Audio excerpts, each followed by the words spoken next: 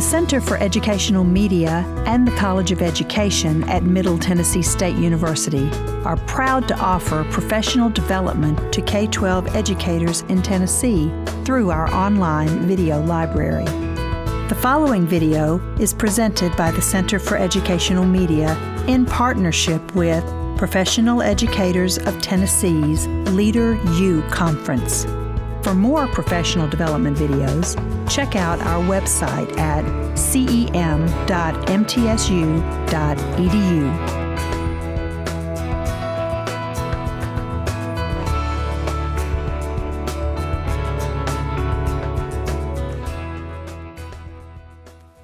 I am Randy Staggs, and I have been the associate principal at Nashville School of the Arts for the last 5 years.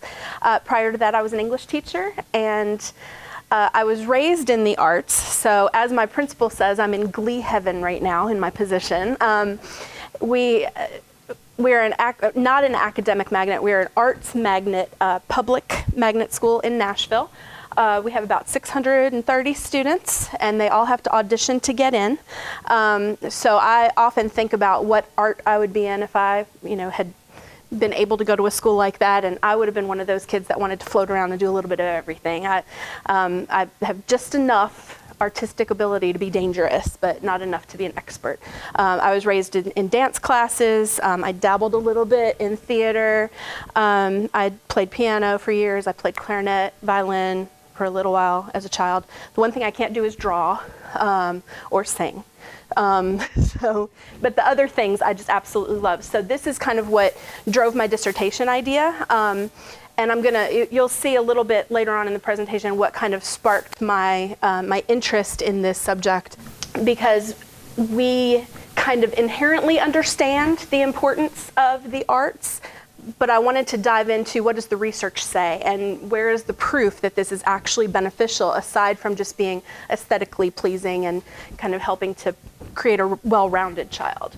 So let's talk about some examples and anecdotes to get started. I found this quote from Felicia Rashad. Before a child talks, they sing. Before they write, they draw. As soon as they stand, they dance. Art is fundamental to human expression. So we all kind of innately believe that, and that's one of the reasons why we want to get our own children involved in the arts, why we want to provide that to our kids in our schools, because this makes sense. So a little bit about my school. There is no academic entrance requirement. Students audition for theater, dance, music, visual arts, or literary arts, and I'm very proud of our literary arts program. That was my baby when I started 5 years ago. I'm a writer kind of on the side in my free time. And I realized, writing is an art form, and we didn't have a conservatory for writing, for creative writing. So I got together with one of the English teachers who was also very passionate about that, and together we started a pathway. We call them conservatories for the students to audition in. And now our Literary Arts Conservatory, we had the Youth Poet Laureate. This past year we graduated our first senior class of literary arts students. There were 15 of them, so we're growing that program. We're very proud of it. But aside from not having an academic entrance requirement, our students are third in Metro behind the two academic magnet schools in advanced placement participation and scores. ACT scores, we have a school average of just shy of 22. And our TN Ready achievement scores are third in the district as well in Metro. So we're very proud of that because our students don't have to be scholars to get in. So this sort of leads me to the conclusion that there is something in the fact that arts also helps with academic, and there's that connection in the brain that we're able to make. Our graduation rate is 97%, so our kids want to be there, they want to finish, they're jumping on in and doing the work and finishing up. We also have exemplary behavior. Our suspension rate is less than 1%. So last year we had, I think, just shy of 20 office referrals for the whole entire school year. So our teachers take care of most, little discipline problems on their own. We get the bigger things referred to us, but it's very little. We have really, really good kids, and a lot of that is, they're artists and they want to be there. So you can also see the importance of the arts in the addition of the A into the STEM acronym. At some point, In the emphasis of science, technology, engineering, and math, they realized that we have to balance these kids out. You don't want dry scientists. You don't want these people graduating with these math degrees and not being able to speak and not being able to have that creativity and innovation.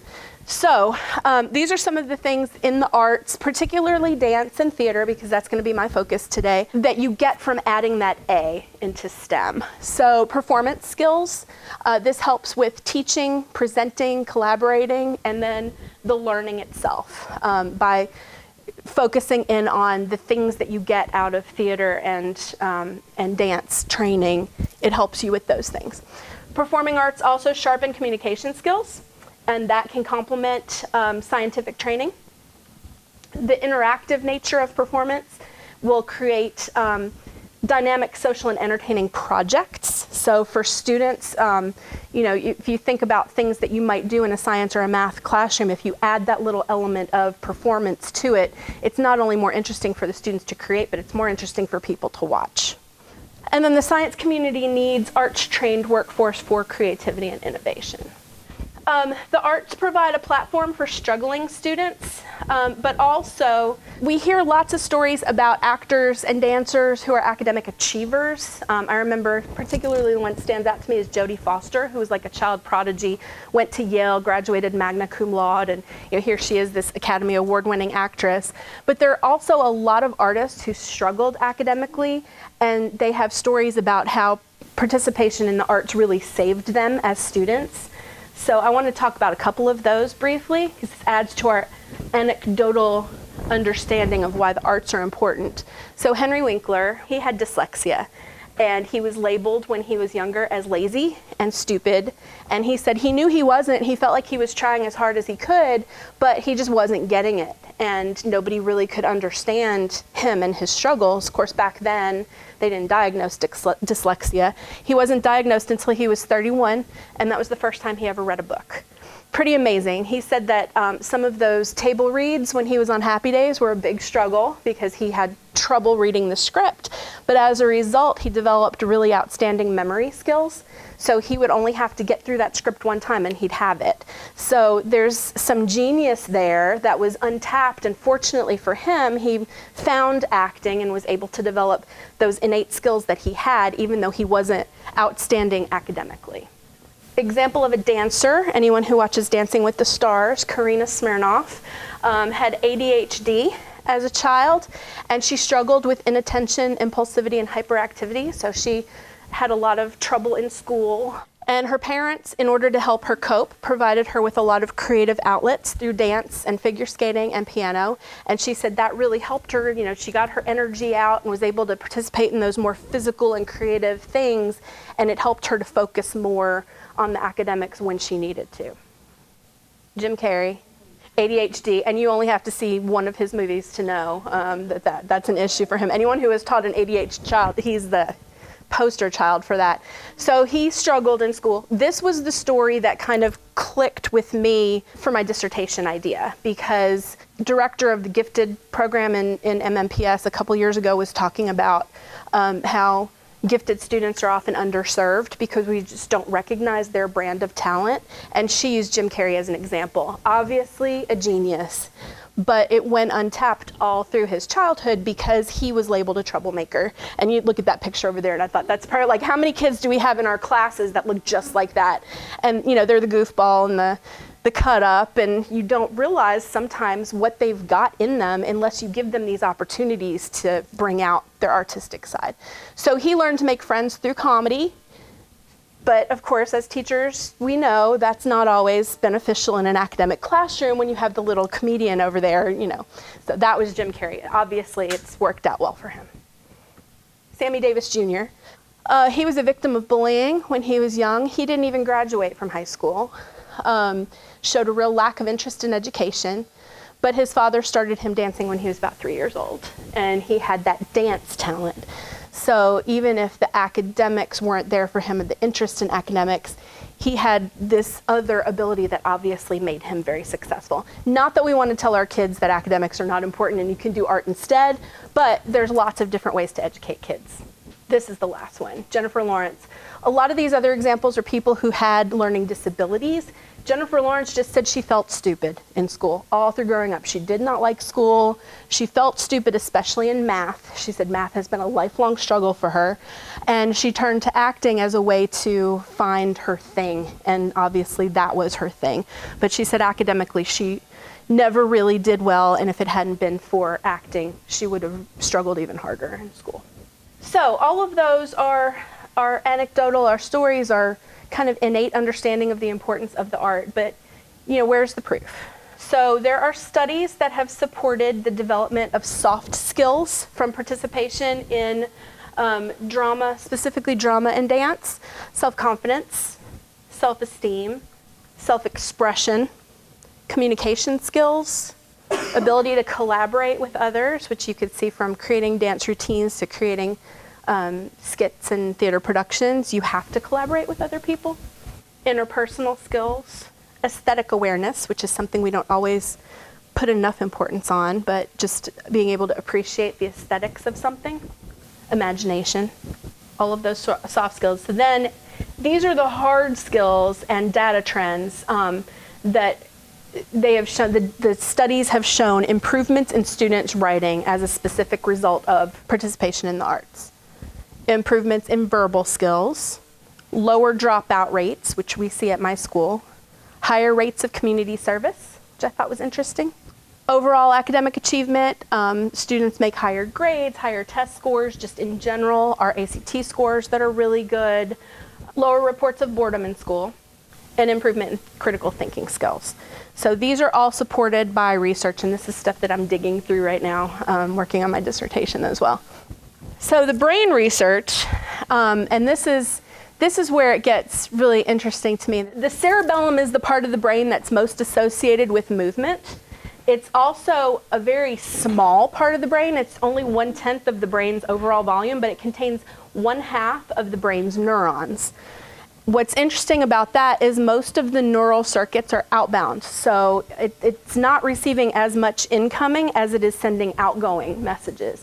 And these are mostly related to memory and attention and spatial perception. Well, ironically, those are the things that you really need for learning. You've got to activate those memories. You've got to pay attention. The spatial perception is obviously important. So the part of the brain that processes movement also processes learning. MRIs are amazing, and the cerebellum and that brain research we kind of knew for a while, but now there's new information coming out where they can actually see through MRIs different things sparking when stuff happens. MRIs show that movement is preceded by quick thought processes. And this makes sense if you think about it. Before you ever move, your brain is setting goals. So, I'm going to move my hand. Okay, well, where are you moving it to? That's setting a little goal for the movement. Analyzing variables. Well, if I'm going to move my hand, is there anything in the way that's going to stop it? And all of that, just immediate little thoughts that are going on. Predicting outcomes. If I move my hand, what am I moving it towards? What am I going to do with it? And then executing the actual movement. It takes a whole lot of muscle coordination just for that small little movement. So all of those things are happening, and MRIs can actually show those little things firing and making those decisions as you're getting ready for the movement. And this requires widespread connections. So there's connections from that cerebellum and all those neurons to the language center, memory, attention. All of those connections have to be made to the movement itself. So the cerebellum is involved in predicting, sequencing, ordering, timing, and rehearsing tasks before ever carrying them out. So it's pretty amazing. So obviously, if the same center is working both movement and learning, then if we are doing things to spark the movement center, it's going to carry over to the amount of learning that's going on. Cognitive evidence. Here's where it gets interesting and confusing. So the inner ear, I had no idea the inner ear was so important. And this is another reason that movement is so important. The vestibular, inner ear, and cerebellar motor activity system is one of the first things to develop in the human body. You've got these inner ear canals and vestibular nuclei that gather information and provide feedback for your movements.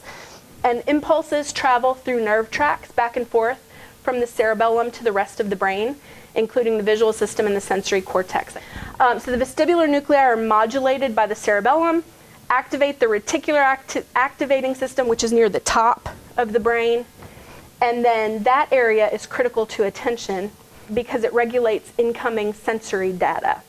This helps with balance, turning your thoughts into actions, and coordinating your movements. This is why there is, so all of that to say, the inner ear, you know when you get like an ear infection and it affects your, like makes you dizzy and it affects your balance. That's why, because it interferes with all of these connections. But this is why there's value in physical activities such as swinging, rolling, jumping, spinning, crawling, rocking, and tumbling, which there's back and forth between PE and dance, right? And even theater, it's a lot of movement. It's a very physical activity. So all of this, if you think about a play, there's a reason it's called a play, because it is play. It's physical, it's a lot of movement, and a lot of times you'll see things like rolling around the stage. There's choreography involved, there's movement. Obviously in dance, there's a lot of this same type of movement. So all of this is stimulating your cerebellum and overall leads to some gains in attention and reading and overall learning. So just basic biology, oxygen essential for brain function. Enhanced blood flow increases the amount of oxygen that's transported to the brain. Physical movement in dance and drama increases blood flow and therefore oxygen to the brain. Movement increases the number of neural connections.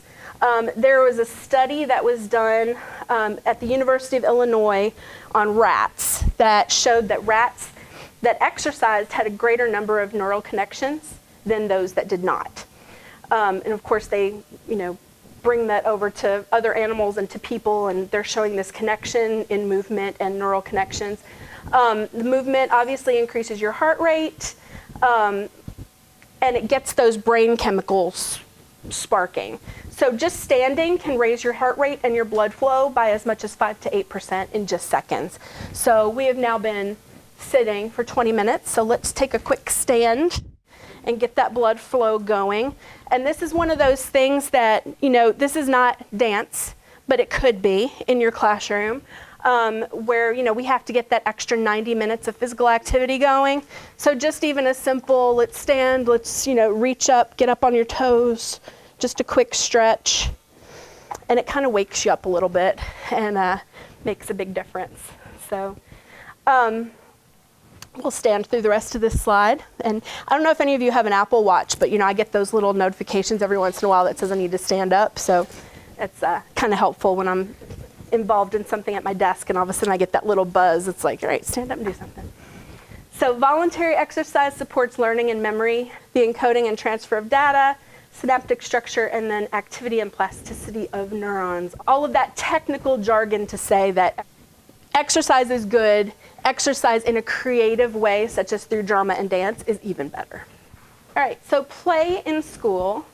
Play-oriented movements improve cognition. So all of this, not only is it good for us aesthetically and creatively, but improving memory, improving the ability to learn, all of these things. So some examples: exercise play, such as dance routines, stand up and stretch activities like we just did, and it can be quick. But they do a lot of stand and stretch activities in dance and drama warm-ups. So if you just even Google drama activities, it'll give you tons of ideas of things that you can do as quick stand and stretch activities. Exploratory play, such as improv and make-believe. Usually think of make-believe play as more elementary, but from teaching, I was a high school teacher. The lowest grade I taught was 7th grade. But my kids' make-believe activities, that gets them going. And so, and improv, give them a scenario and just let them go with, acting it out. And a lot of times kids will be very hesitant to jump into role play activities, but we'll get to some examples of that a little bit later. It's really good for them. It really gets them to dive into whatever the content is. Functional play. This is purposeful play, such as practicing a new skill. We'll get to some examples of that later on too. Adventure or confidence play. This could be ropes courses. It's a little hard to incorporate that in school, but trust walks, which is done a lot in drama. Dance or drama partner work. Those would be examples of adventure or confidence play. And then group or individual competitive or non-competitive games and activities. Any of those would be examples of how to play, and that combination of physical and creative. So some more benefits of movement and play. And I liked this first one, that allows learners to make mistakes without lethal consequences. Now, obviously, that's not really lethal, but to students, sometimes making mistakes feels lethal. And if you're giving them opportunities to play and make mistakes, it doesn't feel as threatening as it does if they're sitting in a classroom and they say something wrong or they ask what kids perceive to be a stupid question. So giving them that opportunity to do it in a fun, creative, laughing kind of way is good for them. It triggers the release of BDNF, brain-derived neurotrophic factor. It enhances cognition by boosting those neurons' ability to communicate with one another. So the more you move, the more those neurons have the ability to talk. It enhances social skills, emotional intelligence, and conflict resolution ability. I put my daughter in a dance class when she was 3. Part of that was for social skills, because I can remember her coming to me on the playground when she was really small and saying there was a little girl she wanted to play with, but she didn't know how to make friends. And she actually asked me that question, what do I do to make a new friend? And it's a skill and you don't think about that. But when kids are in a dance class or working together on a play or drama or any kind of that movement, creative movement activities, they are interacting, and it's kind of taking down those barriers and teaching them social skills that are difficult to do in a non-creative environment.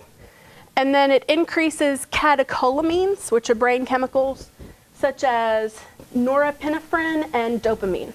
They basically elevate mood. So those of you who have exercised, you know that runner's high feeling that you get, that dopamine feeling, that feel-good feeling.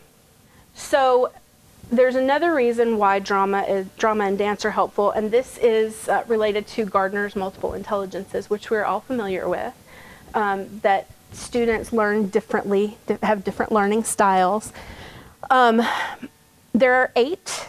I think I cut it down to just the original 7, because he added that naturalistic learning style, which I don't know how drama and dance really connect to the great outdoors, unless you're going to go outside and dance, but So I skipped that one. But the other 7 of Gardner's multiple intelligences, you can see the connections between dance and drama and these types of things. So the first one, visual spatial. The strengths of the visual spatial learner are obviously visual and spatial judgment. People who are strong in this are good at visualizing things, seeing things. Obviously in a creative environment such as drama and dance, that ability to visualize is very important. Characteristics of these learners that relate to dance or drama is that they enjoy reading and writing, and that they can recognize patterns. And patterns are really important in dance. You've got patterns of movement, you've got patterns on the stage. Same thing with theater. When you talk about staging, it's all visual, it's all seeing the patterns. So that's a important one. Linguistic verbal. The strengths for these learners are words, language, and writing. These learners are able to use words well, both when writing and speaking. They're typically good at memorizing information, reading, writing stories. So related to dance or drama, that they can remember written and spoken information, like Henry Winkler, developing that memory skill. They enjoy reading and writing. You have to be in drama. You have to want to read. They're good at debating or giving persuasive speeches. They're able to explain things well, and they often use humor when telling stories. We had a modern dance teacher at NSA who just left, but one of the things that was kind of surprising to me when I went to the first show that I saw her produce is that she had the dancers speaking as well. I'm used to going and watching a ballet where it's all about the dance, and the music, but there's not a lot of speaking going on.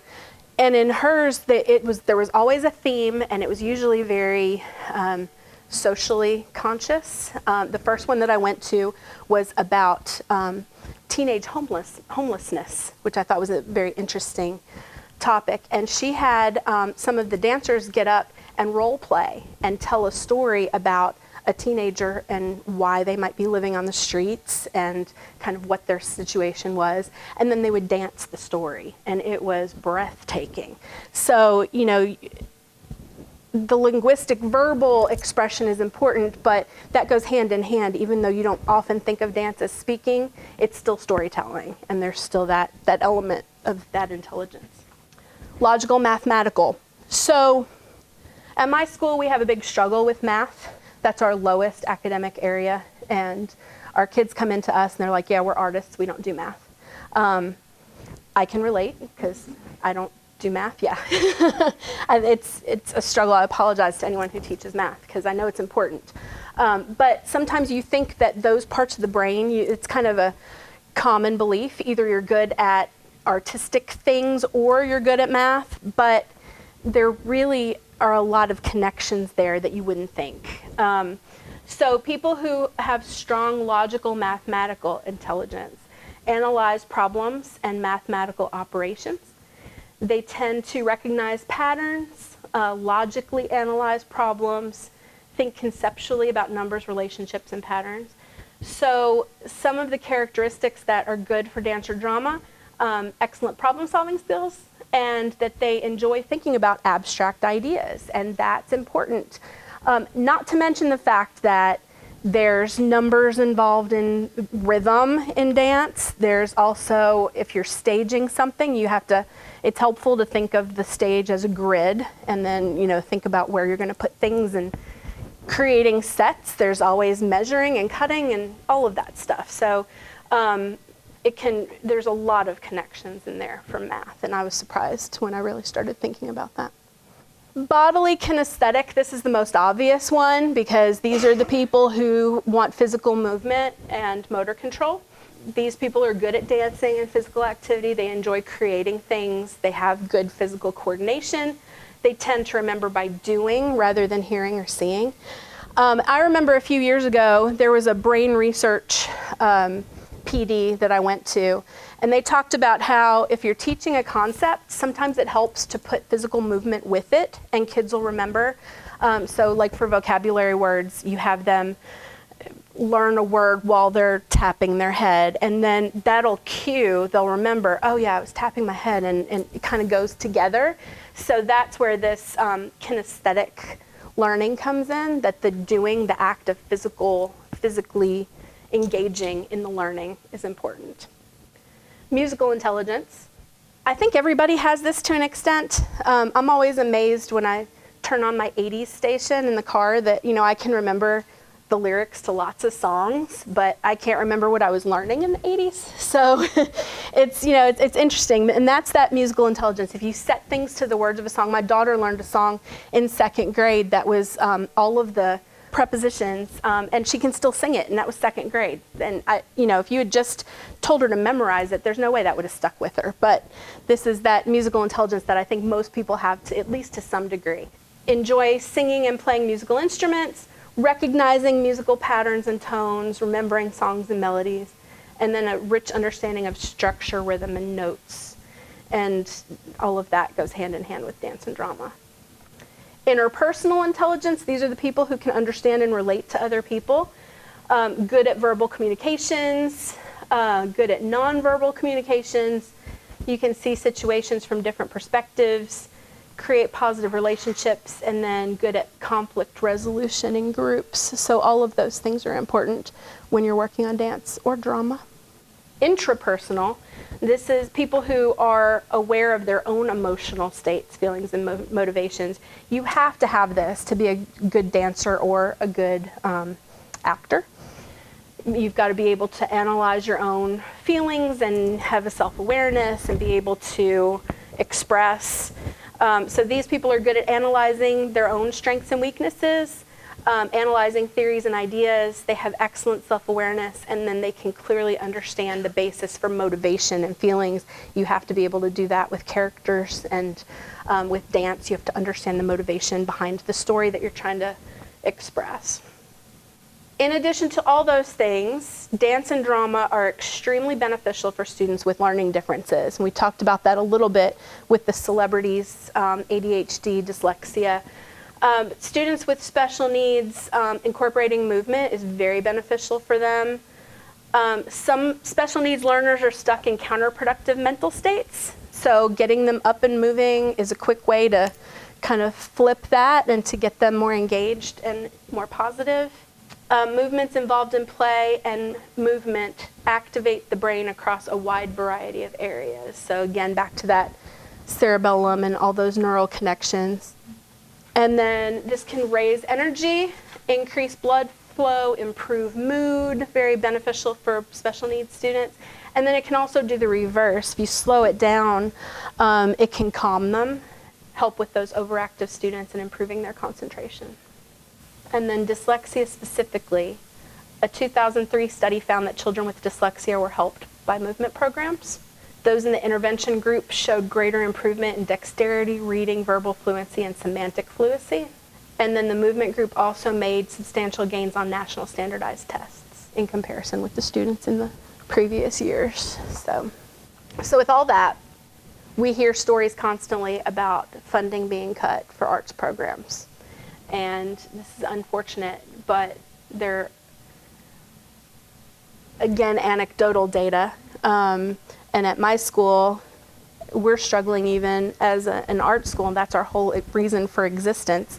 When I first started 5 years ago, we had 2 theater teachers, 2 dance teachers, 2 visual arts teachers, and 6 music teachers. And now, with the same number of students, we have been forced to cut down to 4 music teachers, 1 dance, 1 theater, still 2 visual arts. And then we added the literary arts, but she's half-time English, half-time literary arts. So it's unfortunate that even a school that exists to serve the arts is still having to cut their arts staff. So we're hoping that, right now it seems like the only way we're going to get more of that staff on board is to raise our enrollment. So we're working on that because we want to provide the best opportunities for our kids. But this is across the board. The U.S. government puts out a study every 10 years where they survey the number of arts programs that exist in the U.S. So this first set of numbers was from 99-2000. 20% of public elementary schools offered standalone drama classes. 20%. In 2009-2010, 4%. So when you hear about those cuts, it's a real thing. Those drama programs, And I understand as an administrator, you got to go with what's tested and what is perceived as the important stuff. And despite all of this research on the importance of drama and dance, it's still not seen by the public as important. Now, these same schools can report whether they incorporate drama in other subjects. So even though the standalone programs have gone down, in 99-2000, 30% of public elementary schools reported that they incorporate drama into English classes. In 09-10, 29% incorporated in English classes, but 46% reported that they incorporate in other areas of the curriculum. They didn't ask that question in 99-2000, so I don't know if that's up or down from then. I'm hoping it's up because I'm hoping people are starting to understand really the importance. And even if you can't afford to have those standalone classes, at least you can incorporate some of these things into other subjects. Secondary schools in 99-2000, 48% of secondary schools offered drama. And look at this one, this breaks my heart. Oh, 44, never mind, that's not as low. The breaks my heart part is only in areas of high poverty, only 28%. So you would hope, it seems to me some of those schools are the ones that need it the most, and they're the ones that are losing it. So that's drama programs. And here's dance. 20% in 99-2000 of elementary schools, and now 3%. incorporating it into other subjects. 48% in 99-2000 said it was part of their PE program, and 44% in 09-10 said it's part of their PE program. So not only is it being cut as standalone classes, but it's also being cut from the PE curriculum, which is too bad. And then in high school, 14% in 99-2000 and 12% in 09-10. 57% of those 12% high schools only offer 1 or 2 classes. So if you think about, 12% of high schools are offering it, half of those only offer 1 or 2 classes a day. That's not serving very many students. 30% offer 3 to 4 classes, and 13% offer 5 or more. So, my school would be in that 13%. That's a really low percentage of students in public schools having access to those dance classes. So, this is why we need the classroom strategies. So, dance and drama and math, and this is one of the things that I was saying is I found so fascinating.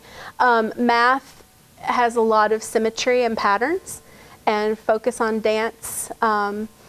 You look at symmetry and patterns through your own individual movements. When a dancer puts their arms in first position, it's symmetrical. Your arms are doing the same thing on both sides.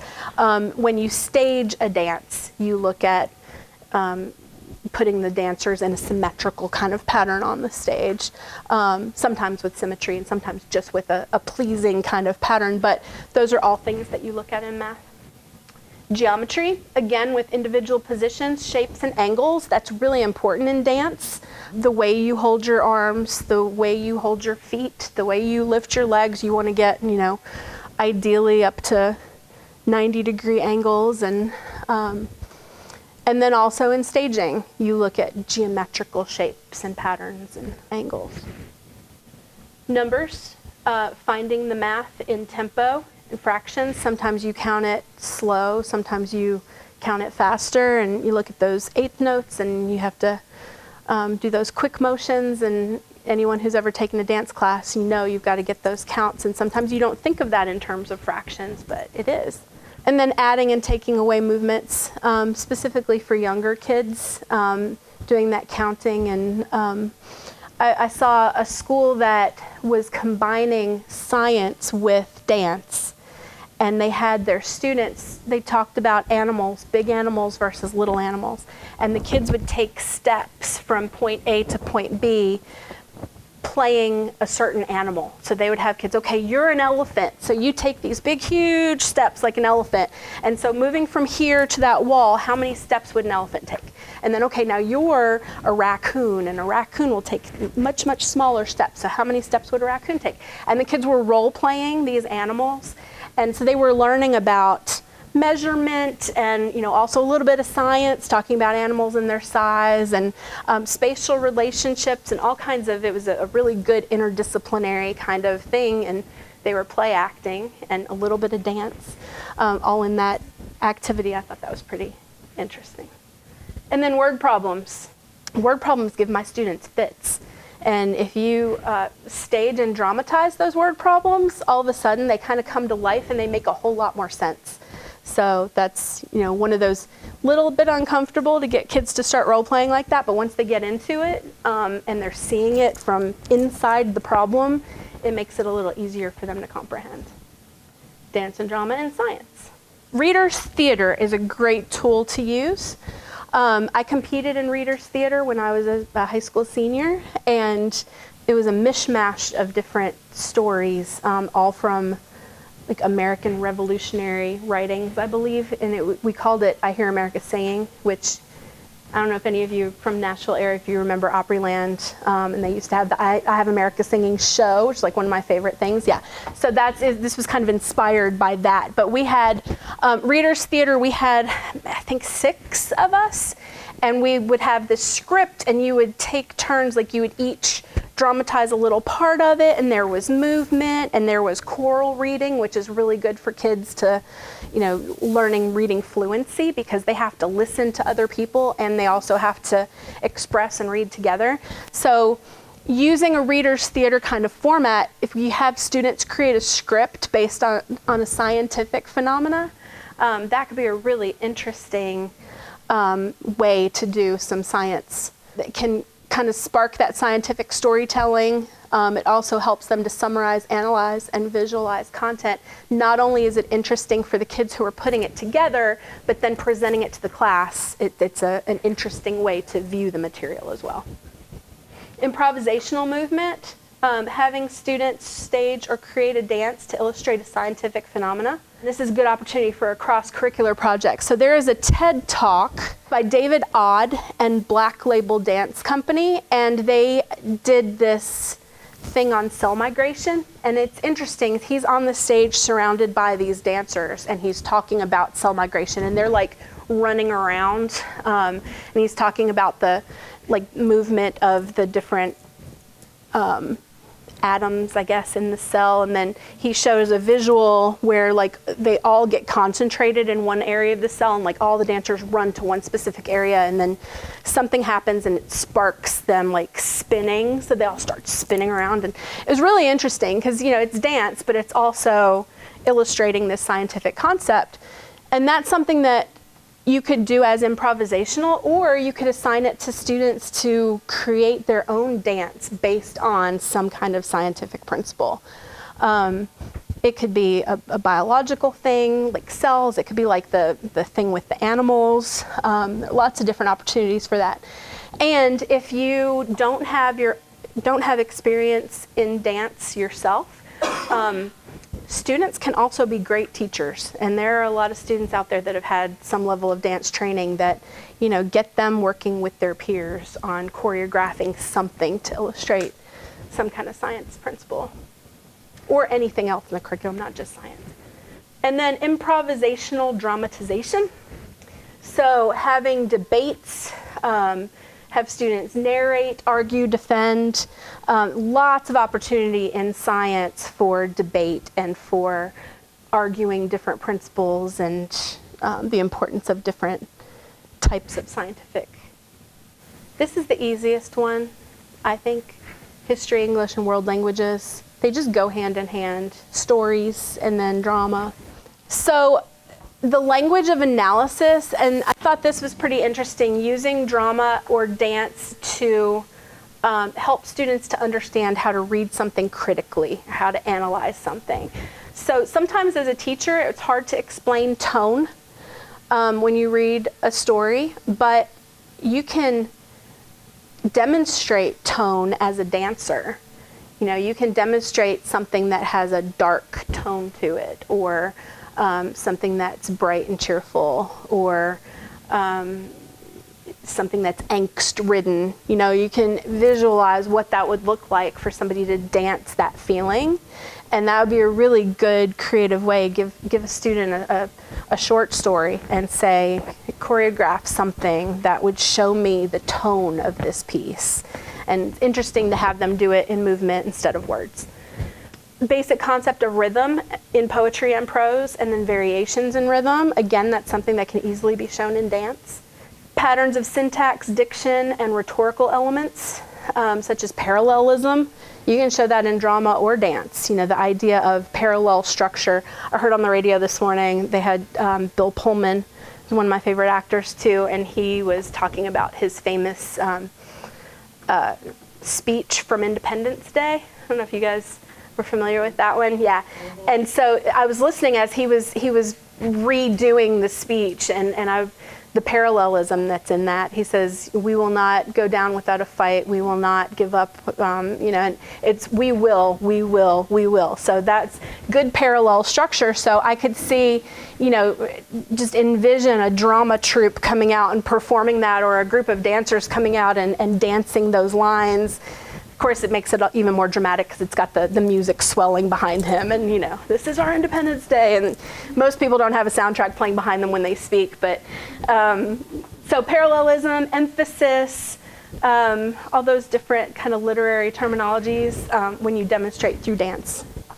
Explication of text, so showing narrative, characterization, themes, and form of a piece of literature or a historical document.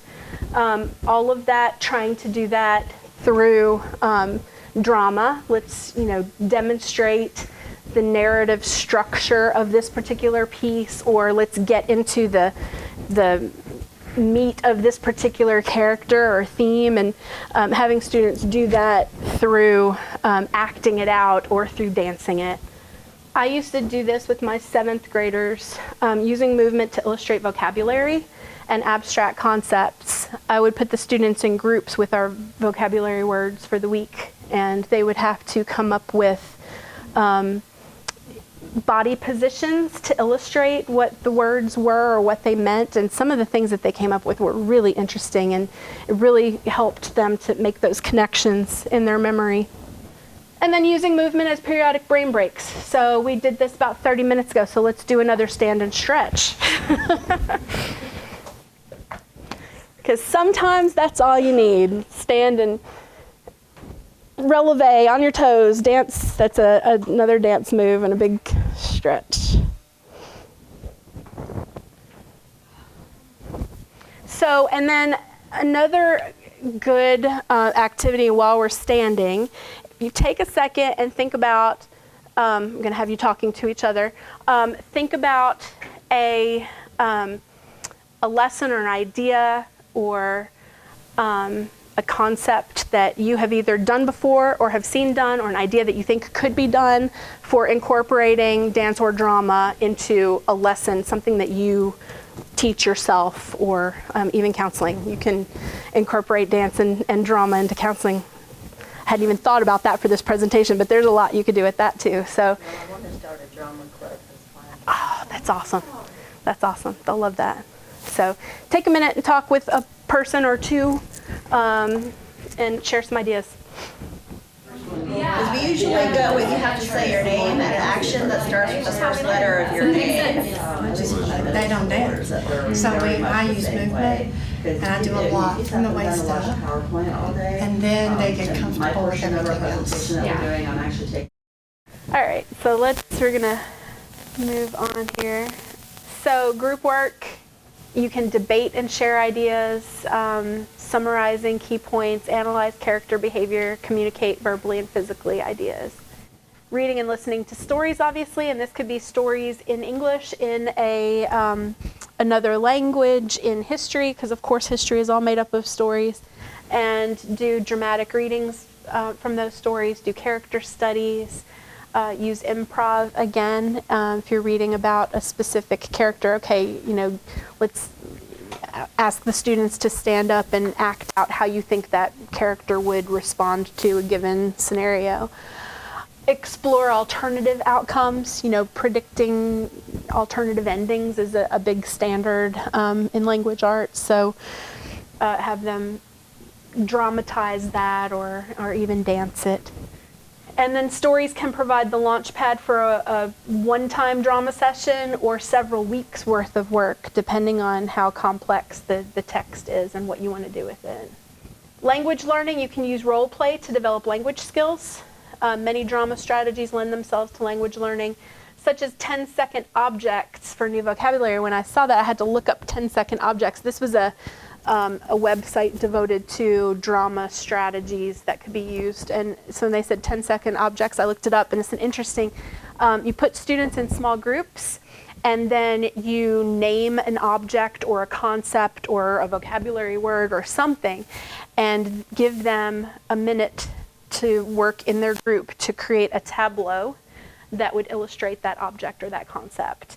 So they have to use their bodies. So I saw there were a whole bunch of pictures, little kids, and you can do it with high school kids as well, but this particular site that I looked at had small children, and one of them was Umbrella, and they had a girl that was standing up, and she was surrounded by other kids who were going like this, and it was illustrating an umbrella. So it's interesting what they can come up with. But again, that gets those connections sparking. Poetry, students can devise their own performance of poems, acting out narratives or bringing poetic images to life through still images, tableaus, or soundscapes. Doing videos based on poems is fun as well. I will always remember a college project that I had. We had to get with a partner, and we did this poem. I don't even remember what the poem was, but I remember it was rocks, and it said rocks, rocks, rocks, rocks. And so we went and filmed a whole bunch of rocks, and it was all very barren, and we did it kind of tongue-in-cheek, but we had to read the poem, and then we had all these images. It was just rocks, rocks, rocks, rocks, and it was so much fun, and so we created that video as a project, and that kids loved that stuff. I was a college student, and I loved it. Oh, yep, there's the source. Teaching literacy through drama. There's a lot of good stuff on there. These are specific drama and dance activities that can be used in lots of different ways. So freeze frame, this is similar to that 10-second object thing, but it's where students, you would put them in small groups, or you can even do the whole class, and you give them a scene from a story or play, an important historical event, scientific concept, even a math problem, and you have them create an image with their bodies. So you can take this as far as, like, you tell them to freeze, so they have to get in whatever they're illustrating, get in that position, but then you can walk around and tap people on the shoulder and ask them questions. So if they're characters, if they're illustrating, a historical event, some kind of a battle, and somebody is General Washington, you can walk over and tap General Washington and say, okay, explain to me, what are you doing right now, or what are you thinking, or what's going on in this scene, and ask questions. So sometimes that's something that can take a lot of research and have the students create this and then make it a whole presentation. You can even have other classes come in and look, and they can tap the freeze frame to people and ask questions, and it's kind of no end to what you can do with that. Hot seat. I love this. This is a drama technique that's used in a lot of drama classes where students, if they're working on developing a character, they're put in a hot seat where after they've done the research and they feel like they know everything they need to know, they assume the role of that character and they take a seat, and then they are subject to questions from everybody else. So it's a good thing for the person who's doing the research and developing that character, and it's also good for the people who are asking the questions. So you can do that with anything. It could be a historical figure.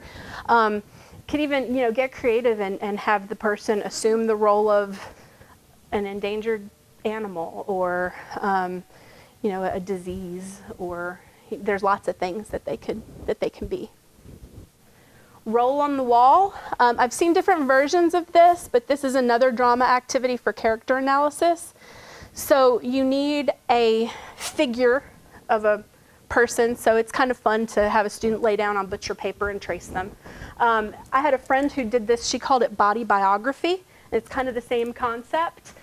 She would take a character. She taught history, so she would do it with historical figures, and then I adopted the project and did it with my kids for English. You would create this outline of a person and then say that's a specific character, and then you have to give the physical characteristics, but then also the all of the different personality traits and things like that go along with that character. So it could be a historical figure.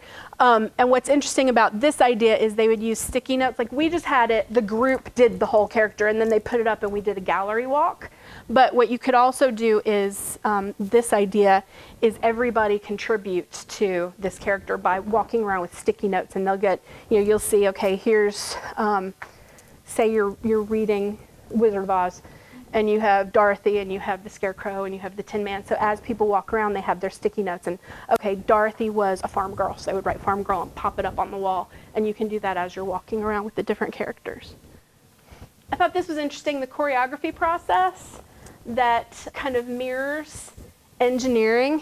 I found this on a STEAM site, Getting Creative with Dance, and I don't know if you can, how well you can see this, but in choreography, so you're asking, and they used movements of simple machines as an example for this.